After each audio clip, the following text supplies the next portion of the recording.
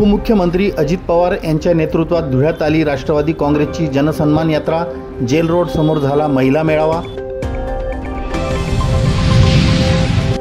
माजी खासदार डॉक्टर भामरे, माजी महापौर करपे यांचे वक्फ मंडळाच्या जागेवरील बेकायदेशीर बांधकाम तोडून गुन्हे दाखल करा, MIMची मागणी। निकाल लागूनही मनपा बदली कामगारांना कायम का करीत नाहीत, शिवसेना जिल्हाध्यक्ष मनोज मोरेंचा आयुक्तांना सवाल। आणि विश्वरत्न डॉक्टर बाबासाहेब आंबेडकरांच्या वास्तव्याने पावन झालेल्या संदेशभूमीला आमदार अमोल मिटकरी यांची सदिच्छा भेट।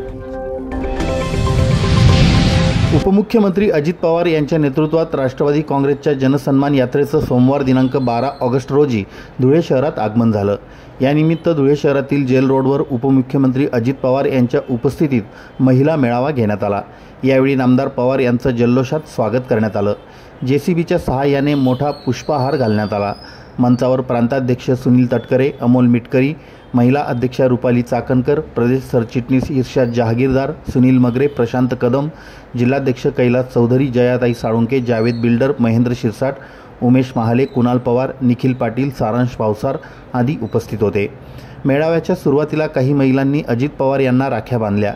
यावेळी उपमुख्यमंत्री अजित पवार म्हणाले की गुप्तचर विभागाने मला तुमच्या जीवाला धोका असल्याचं सांगत चिंता व्यक्त केली आहे, त्यामुळे तुम्ही गर्दीत जाऊ नका। त्यातही विशेषतः मालेगाव आणि धुळे येथे गेल्यास तुमच्या जीवाला धोका असल्याचं अधिकाऱ्यांनी निदर्शनास आणून दिलं। मात्र माझ्या हातावर तुम्हा बहिणींकडून बांधलेल्या राख्या आहेत, तोपर्यंत मला दुसऱ्याच कोणाच्या संरक्षणाची गरज नाही। तुम्हा बहिणींचे आशीर्वाद राखीचं सुरक्षा कवच आणि प्रेमाची ढाल आहे, म्हणून कुठलाही धोका मला स्पर्श करू शकत नाही, अशी भावना अजित पवार यांनी व्यक्त केली। पुढे बोलताना उपमुख्यमंत्री पवार म्हणाले की या जनसन्मान यात्रेनिमित्त मी ज्या ज्या भागात गेलो त्या ठिकाणी महिला भगिनी मोठ्या प्रमाणात आमचं स्वागत करण्यासाठी येतात, याबद्दल मी त्यांचे आभार मानतो।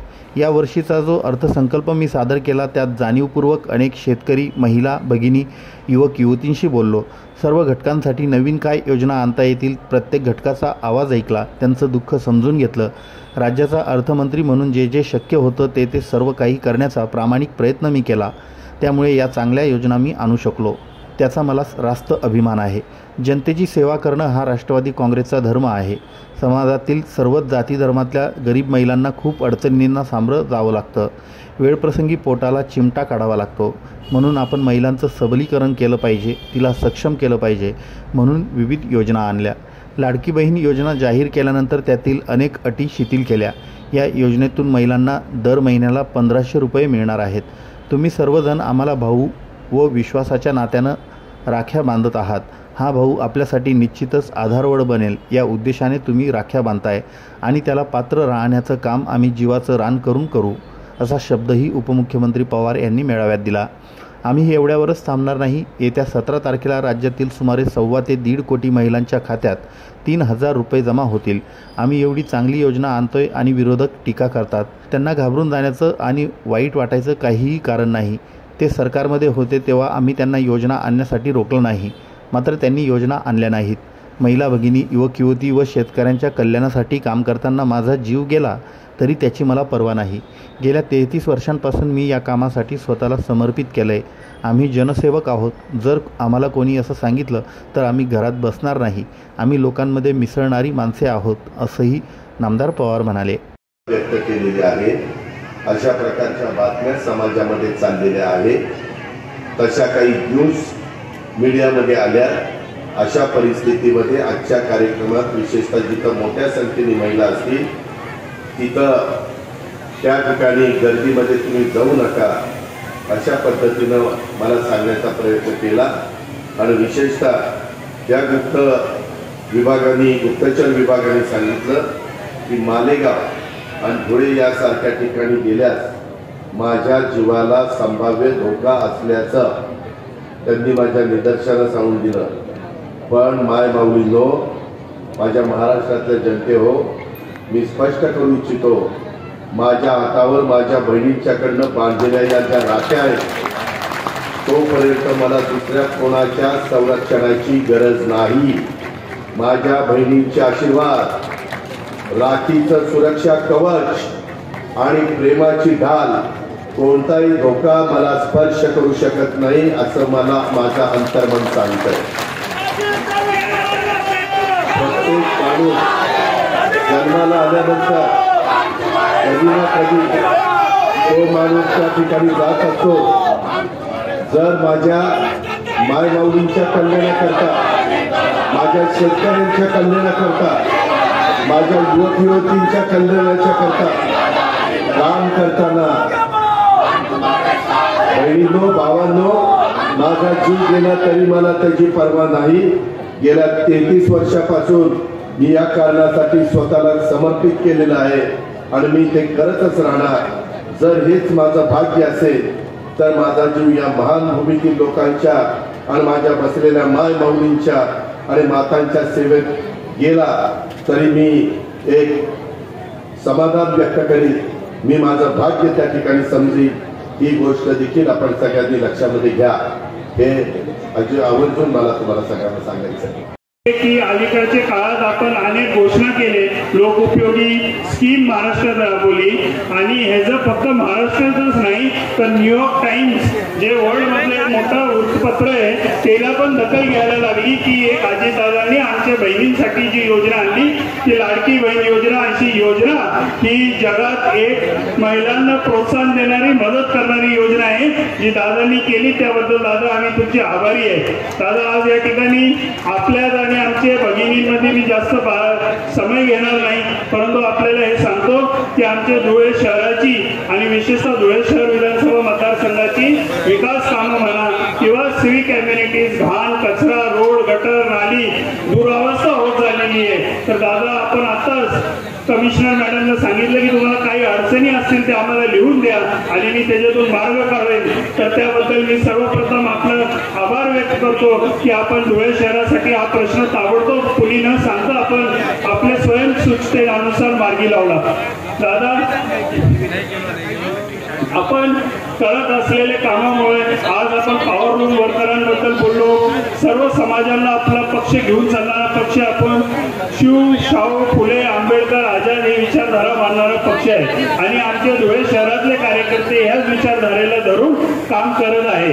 आम्हाला एक सांगण्यास अभिमान आहे की आमच्याकडे दादा थोडंसं दुर्लक्ष झालं 1 वर्षात आपण बिझी असल्यामुळं, पण आमचे कार्यकर्ते बिलकुल डगमगले नाही, बिलकुल नाराज झाले नाही आणि ते जोमानेच काम करत राहतात. आम्हाला काय भेटू ना भेटू पण आमचं एकच उद्दिष्ट आहे की आपल्याला महाराष्ट्राचा मुख्यमंत्री म्हणून आम्हाला लवकर बघायचंय आणि ह्याच्यात की लोक स्वतःसाठी मुख्यमंत्री होतात. पण मी तुम्हाला एक ठिकाणी सर्व लोकांसमोर वचन देतो की दादा आपण जर मुख्यमंत्री झाले तर महाराष्ट्र राज्याला 20-25 वर्ष पुढे नेण्याशिवाय आपण राहणार नाही. हे मी गवाही दादांच्या वतीने आपण सर्वांना देतो. मी महाराष्ट्र न्यूज चॅनलच्या बातमीपत्रास लाईक, शेअर, सबस्क्राईब करा. सोबतच बेल आयकॉन प्रेस करायला विसरू नका. पाहत राहा मी महाराष्ट्र चॅनल.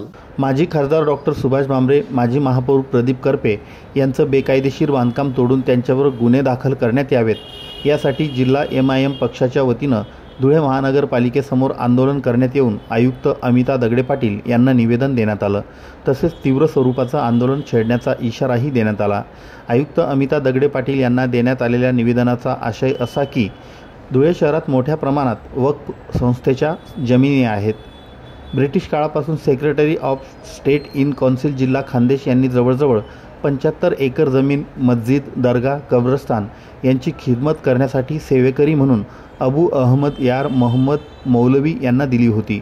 कालांतराने या मालमत्ता वक्फ मंडळाकडे वर्ग झाल्या. 80 फुटी रोडवरील माजी खासदार डॉक्टर सुभाष भामरे यांचं घर व दवाखाना, नटराज थिएटरला लागून फायलन प्लॉट क्रमांक 50 वरील माजी महापौर प्रदीप करपे यांचं घर व इतरांची घरे वक्फ बोर्डाच्या जागेवर आहेत. या संदर्भात त्यांना वक्फ बोर्डाने बेकायदेशीर ताबा आणि बांधकाम हटविण्याबाबत नोटीस देखील दिली आहे. त्यामुळे वक्फ मंडळाच्या जागा हडपणारे माजी खासदार डॉक्टर सुभाष भामरे, माजी महापौर प्रदीप करपे यांचं बेकायदेशीर बांधकाम तोडून त्यांच्यावर गुन्हे दाखल करण्यात यावेत, अन्यथा तीव्र स्वरूपाचं आंदोलन छेडण्यात येईल असा इशारा निवेदनाद्वारे देण्यात आला आहे. जिल्हा MIM पक्षाच्या वतीनं धुळे महानगरपालिकेसमोर करण्यात आलेल्या आंदोलनात जिल्हाध्यक्ष नासिर पठाण, महिला आघाडी जिल्हाध्यक्षा डॉक्टर दीपश्री नाईक, शहराध्यक्षा फातेमा अन्सारी, युवक जिल्हाध्यक्ष रफिक पठाण, माजी नगरसेवक सईद बेग, इक्बाल शाह, जाहिद अन्सारी, सुफी हाजी कुरेशी, अजहर सय्यद, कैसर अहमद, अलीम शमशुद्दीन, डॉक्टर शराफत अली, आसिफ शाह, अरुण खाटिक, फुजेल आझमी, शहजाद मंसूरी, इद्रिस गनी शेख, नजर पठान, वसीम पिंजारी, सऊद आलम, मुजाहिद शेख, अकीब अली, सलमान खान, समीर मिर्झा, फैजल अन्सारी, फैसल अहमद, जुबेर शाह, कौसर शाह, समीर अन्सारी, कादिर अन्सारी, सलमान अन्सारी, गोलू शाह, अफसर शाह, इंजिनियर जुबेर शेख, हाशिम अन्सारी, मलेका खाटिक, शाहिदा अन्सारी, वकीला सय्यद, परवीन शेख, रिजवाना शेख आदी सहभागी झाले होते. मी महाराष्ट्र न्यूज चॅनलच्या बातमीपत्रास लाईक, शेअर, सबस्क्राईब करा. सोबतच बेल आयकॉन प्रेस करायला विसरू नका. पाहत राहा मी महाराष्ट्र चॅनल. धुळे महानगरपालिकेच्या बदली कामगारांची कायम करण्याची मागणी आहे. गेल्या 5 महिन्यांपूर्वी याबाबत निकाल लागला असून देखील बदली कामगारांना कायम न करता ताटकळत ठेवण्यात आलं आहे. मनपा प्रशासन याबाबत चालढकल करीत आहे. यंत्रणेच्या अत्यंत सुस्त कारभारामुळे बदली कामगार निकाल लागूनही न्यायापासून वंचित आहेत. त्यांना कायम का करण्यात येत नाही असा सवाल उपस्थित करीत शिवसेना जिल्हाध्यक्ष मनोज मोरे आणि संजय वाल्ले यांनी बदली कामगारांसोबत सोमवार दिनांक 12 ऑगस्ट रोजी धुळे महानगरपालिका दणानून सोडली. मोरे आणि वाल्ल्यांनी घोषणाबाजी करीत थेट मनपा आयुक्त अमितदास दगडे पाटील यांच्या दालनात बदली कामगारांसह प्रवेश केला. यावेळी मनपा आयुक्तांसमोर मोरे आणि वाल्ले यांनी निकालाचा संदर्भ देत बदली कामगारांना कायम का करण्यात येत नाही असा थेट सवाल उपस्थित केला. तसेच बदली कामगारांना कायम न केल्यास 15 ऑगस्टपासून आमरण उपोषणाला बसण्याचा इशारा दिला. यावर आयुक्त पाटील यांनी मोरे यांच्याकडून बाजू ऐकून घेत विषय 19 ऑगस्ट रोजी महासभेपुढे ठेवून मंजूर करण्याचं आश्वासन दिलं. त्यामुळे मोरे यांनीही सबुरीनं घेत 19 ऑगस्टपर्यंत वाट पाहण्याची भूमिका घेतली. तसेच याविषयी आंदोलकांची समजूत घालून त्यांना पाठीशी ठाम उभे असल्याचा विश्वास दिला. या सर्व बदली कामगारांचं प्रतिनिधित्व करताना महापालिका आयुक्तांना एक निवेदन दिलेलं आहे.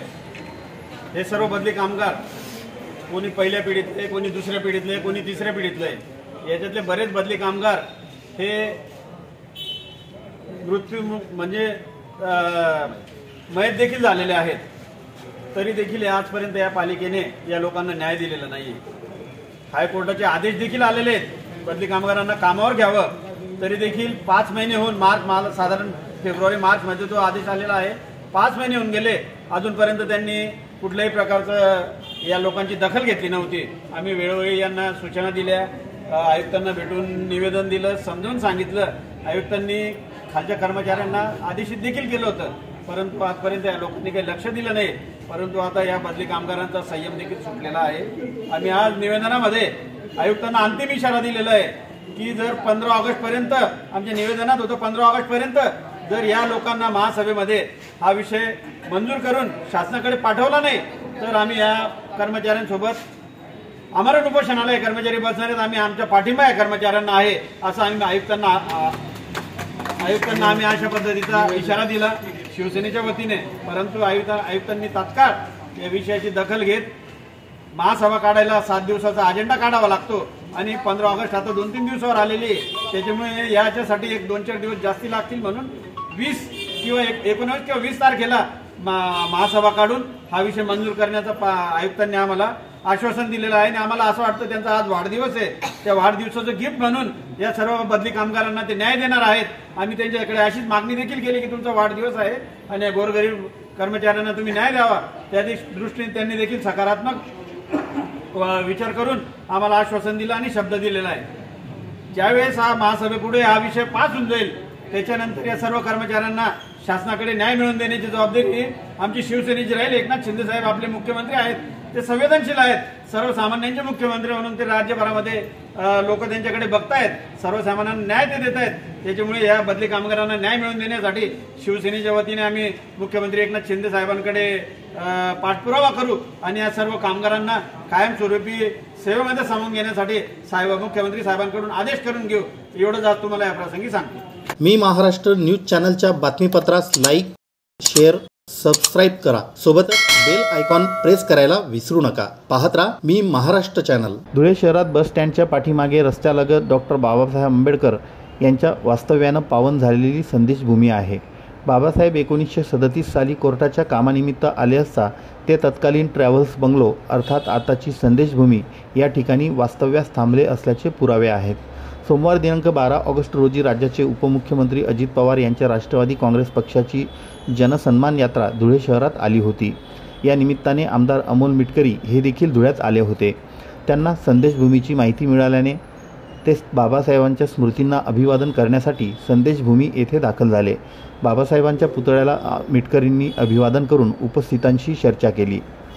संदेशभूमीला ऐतिहासिक वास्तूचा दर्जा प्राप्त व्हावा तसेच शासनाच्या याविषयीच्या यादीत संदेशभूमीला अधिकृत नोंद करावी यासाठी संदेशभूमी संवर्धन व संरक्षण समितीने चालविलेल्या प्रयत्नांची अमोल मिटकरी यांनी समितीचे प्रमुख आनंद सैंदाने यांच्याकडून सविस्तर माहिती जाणून घेतली। तसेच यासाठी आपण सरकारकडे आग्रही मागणी करून संदेशभूमीला ऐतिहासिक वास्तू म्हणून दर्जा मिळवून देण्याचा प्रयत्न करण्याबाबत आश्वासित केलं। नक्कीच आज धुळ्यामध्ये विश्वरत्न डॉक्टर बाबासाहेब आंबेडकरांच्या पदस्पर्शानं पुनीत झालेल्या या संदेशभूमीला खरं तर कालपासूनच आम्हाला हे कळलं याबाबत आणि सैंदाने साहेबांचं मनापासून मी आभार मानतो की त्यांनी इतक्या मेहनतीने हे सगळे पुरावे गोळा करून त्यावर पुस्तकसुद्धा प्रकाशित केलं। बाबासाहेबांचं अस्तित्व किंवा निवास ज्या ठिकाणी राहिलं ती भूमी किती पावन आहे, पवित्र आहे आणि तुम्ही सर्व लोक ज्या पद्धतीनं हे स्मारक संरक्षित व्हावं, स्वप्नातलं स्मारक उभं व्हावं, इथं अनेक विद्यार्थ्यांना जीवनाची दिशा मिळावी याकरता जे प्रयत्न करत आहात ते नक्कीच वाखाणण्यासारखे आहेत। ह्याबद्दलची माहिती फार कमी लोकांना मला वाटतं महाराष्ट्रात माहीत असावी, कारण ज्या पद्धतीनं प्रचार प्रसार व्हायला पाहिजे विशेषतः महाराष्ट्र शासनाकडून तसा झालेला नाही, हे फार खेदाची बाब म्हणावी लागेल। याबाबत स्वतःच मी माननीय उपमुख्यमंत्री श्री अजितदादा पवार यांच्यासोबत काही मिनिटांपूर्वी बोललो।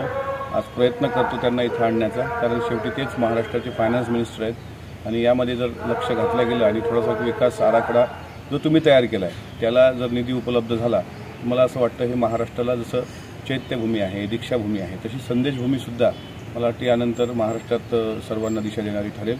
आज माझ्यासोबत प्राध्यापक सुनील मगरेजी जे सामाजिक न्याय विभागाचे प्रदेशाध्यक्ष आहेत, माझे सहकारी महेंद्रजी शिरसाट आणि सर्व आम्ही जे आंबेडकरी अनुयायी आहोत आज इथं नतमस्तक झालो। बाबासाहेबांच्या पवित्र अस्थी या ठिकाणी आहेत, त्यामुळे नक्कीच या स्मारकाचं जतन, संवर्धन आणि एक विकास आराखडा तयार व्हावा अशी भावना आमची आहे। त्याशिवाय हे महाराष्ट्राच्या पटलावर येणार नाही। बरं, ह्या पावनभूमीला स्मारक होण्यासाठी बरेच प्रयत्न झालेत आणि त्या संदर्भातला प्रस्तावही शासन दरबारी आहे, त्यासाठी आपण काही प्रयत्न कराल का? खरं तर काल रात्री आम्ही धुळ्याला जनसन्मान यात्रेच्या निमित्तानं आल्यानंतर रात्री हे सर्व घटना माहीत पडली।